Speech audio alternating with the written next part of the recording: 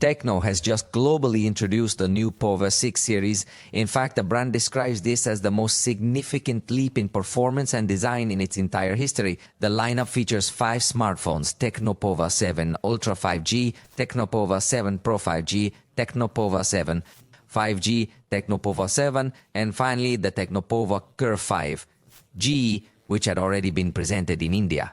There are too many smartphones, although fortunately not yet released all the technical data because otherwise this news would take 30 min.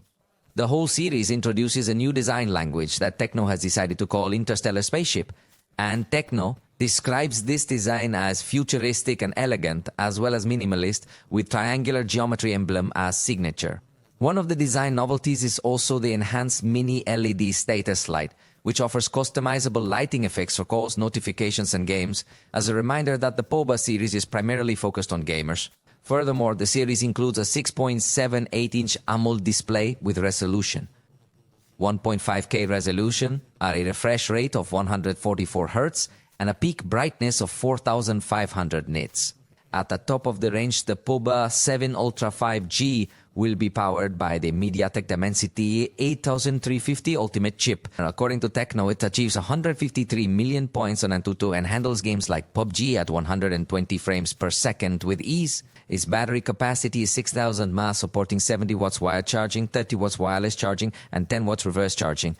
A notable new feature is Freelance Link, allowing person-to-person calls and messages over a distance of up to 1 kilometer in areas without phone signal. Additionally, the software undergoes the most significant evolution in Pova's entire history with iOS 15 Special. This version offers system-wide customization in a clean, bloatware-free environment, which we are truly thankful for. However, we will need to observe if it adapts uniformly across all regions. Artificial intelligence is deeply integrated throughout this series.